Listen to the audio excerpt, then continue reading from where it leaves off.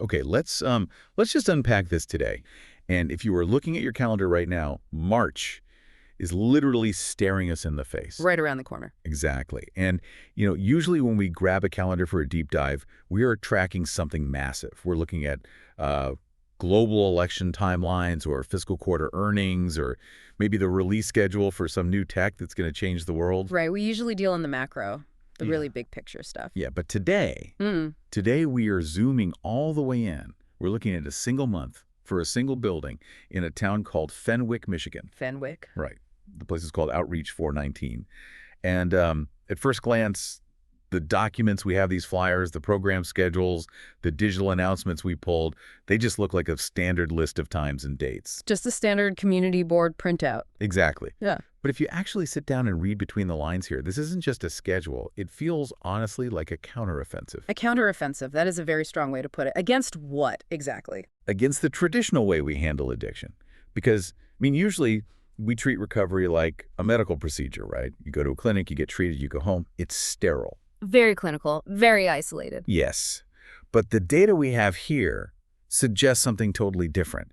It suggests that the antidote to addiction isn't just treatment, it's a busy calendar. You are hitting on a concept that sociologists and urban planners absolutely love to talk about, which is the third place. Oh, okay. Break that down for me for anyone listening who hasn't heard that term. So your first place is your home. That's domestic life. Your second place is work. That's economic life. But for a healthy society, and specifically for a healthy life in recovery, you desperately need a third place. Like a community anchor. Exactly. A Yeah. coffee shop, a library, a barber shop, a park. A place where you are just a human being among other human beings. Yeah. No expectations, no clinical hierarchy. And typically, people in active addiction lose that third place. Or, their third place becomes a bar. Right. They burn bridges, they get banned from the local spots, they lose their social standing. What Outreach 419 is doing with this March 2026 schedule is engineering a third place specifically for people who might have literally nowhere else to go. And they aren't being subtle about the vibe they want either. No, they are definitely not. Because the first thing that jumped out at me, literally the headline on the main flyer is the slogan. Huge letters. Sober, not boring. Which addresses the absolute #1 fear of early recovery. Is it really the #1 fear over, say, withdrawal? Long term, absolutely. There is this pervasive myth that sobriety means the death of fun. Yeah, that your life is just over. Right. It's folding chairs, stale coffee, bad fluorescent lighting, and crying in a church basement. If you are 25 years old or even 45, that sounds like a prison It sentence. sounds miserable. Exactly. Sober Not Boring is a direct marketing attack on that stigma. It's a total rebrand of what it means to get clean. But is it just marketing? Because I'm a skeptic by nature. You could put a catchy slogan on a flyer, sure, but if the actual experience is miserable, nobody's coming back for week 2. That's the real test. Right. So I want to look at the Friday night schedule here, because Okay. Friday night is the gauntlet, right? It is the gauntlet. That is the high-risk window. That is when the cravings hit the hardest. That's when the loneliness spikes. And that's when the rest of the world is going out to blow off steam. So here is their strategy for Friday. And I find this fascinating. They don't start with therapy. They don't start with a heavy lecture. They start with dinner. 5:30 p.m., free meal. Maslow's hierarchy of needs in action. You cannot do high-level emotional processing or spiritual growth if your stomach is growling. Yeah, you have to feed people first. Mhm. But then from 6 to 7, they had the activity. And looking at the list from their recent events, it's bingo, music trivia, karaoke. Very social. Very social. And this one really caught my eye. Paint your partner. Now, I have to ask, does forcing a bunch of adults to sit across from each other actually work? It sounds a little out there. It sounds like a nightmare for an introvert. It sounds incredibly awkward, doesn't it? But I would argue that awkwardness is the entire point. How so? Addiction is often a disease of isolation, of secrecy, and hiding. You hide your use, you hide your feelings, you hide your true self. Paint your partner forces you to look someone in the eye, engage with them directly, and probably laugh at how terrible the painting is. It breaks the ice. It breaks the ice in a way that a standard, hello, my name is Circle, never, ever can. It completely lowers the stakes. It humanizes the room. And notice the sequence of the evening. This is crucial. Dinner, then the silly activity. And only after that, once everyone is fed, once everyone has laughed and connected, do they move to the open share topic discussion. Oh, I see. They front-load the connection before they ask for the vulnerability. That is a really smart architectural choice for the evening. If you started with the heavy trauma stuff at 5:30, people might bolt. Or they just sit there with their arms crossed, guarded. Exactly. But you can't really be guarded after you've just done bad karaoke. And looking at the source notes we have, it seems to be working. The attendance is between 40 and 60 people on a given Friday. That's just a huge number for a rural town. In a town the size of Fenwick, that is not just a meeting. That is a night out. That is a full-blown social hub. But here's the thing. You can't just party your way out of addiction.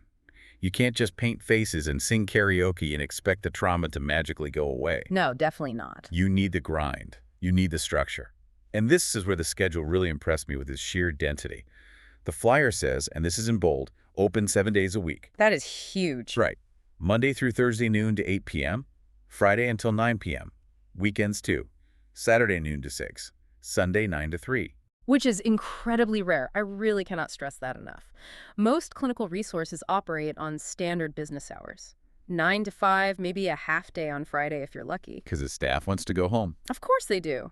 But your demons don't clock out at 5 p.m. on a Friday. Having a door that is physically unlocked 7 days a week removes the excuse of, I had nowhere to go. It creates a safety net that is always deployed. And the programming inside that open window is relentless. They call their core meetings all recovery groups. They run them twice a day, every single weekday, noon and 6 p.m. The consistency is key. I am curious about the terminology, though.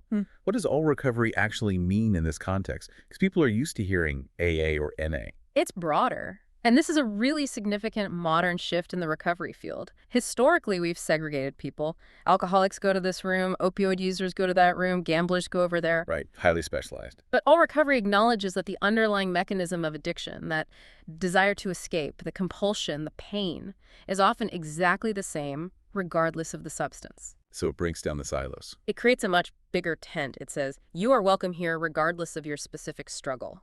It prevents that weird hierarchy that sometimes forms where one type of addict thinks they're somehow better than another type.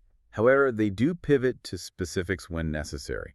I'm looking at the specialized groups on the schedule, and some of these are heavy hitters. They have to be. Yeah. They have a sexual abuse survivor group on Saturdays at 11 a.m., a veterans group on Wednesdays at 7 p.m. That's critical because trauma is so often the root cause of the addiction. You can treat the drinking in a general group, but if you don't address the PTSD from combat or the history of abuse, the cycle is just going to repeat itself. You're just putting a Band-Aid on it. Exactly. Having those safe harbors within the larger schedule is incredibly smart programming. It allows for micro-targeting of support. And for the traditionalists, starting March 9th, so it's coming up fast on this calendar, they're launching something called Back to Basics. Mondays at 7 p.m. It is specifically noted as the AA 12 steps condensed into 4 one-hour sessions. That's what we call an on-ramp. An on-ramp. Yeah. The 12 steps can be really intimidating to a newcomer. You get handed a 500-page book and told it's a lifetime commitment. That's a massive cognitive load for someone who is just trying to make it through the week. It's overwhelming. A 4-week Back to Basics course makes it digestible. It says, just give us a month. Just try it out in these 4 one-hour chunks. I also want to talk about the communication group on Tuesdays. It's led by a guy named Robert W. It mentions they watch a short video and have a discussion. Why communication? That seems like a corporate synergy training thing, not a drug recovery thing. Oh, it is definitely a recovery thing. Think about it. If you've spent the last 5 or 10 years in active addiction, your primary method of communication has probably been manipulation, lying, or just shutting down completely. Survival tactics. Exactly. You might have actually forgotten how to have a normal, healthy conversation, how to express frustration without exploding, how to ask for help without demanding it or acting out. So it's soft skills training. It's life skills. Relearning those communication skills is absolutely vital for holding down a job or repairing a marriage. You can be sober, but if you can't communicate, you're going to be miserable. Speaking of repairing a life, let's look at the March 2026 calendar specifically.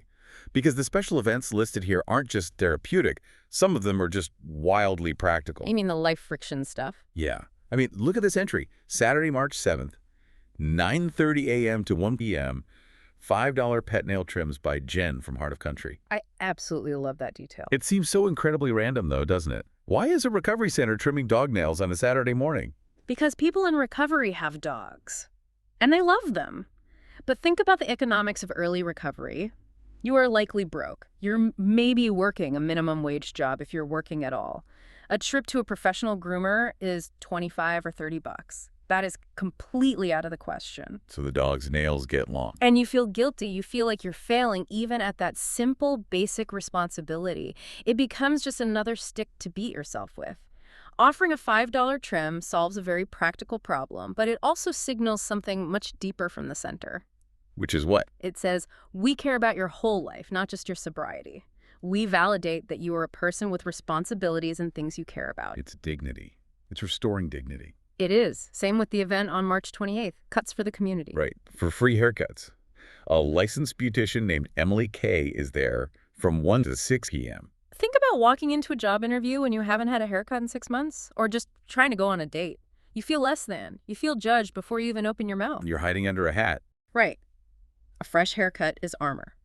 It changes how you carry yourself. By offering that for free, right there in the building where they already feel safe, they are directly investing in people's self-esteem. And also on the financial side, they have a huge indoor garage sale on Saturday, March 14th. It says most items are just $1. Again, economic support. Recovery is expensive. You're often rebuilding from zero, literally zero. No furniture, no clothes. Maybe you lost everything in an eviction. Which happens a lot. All the time.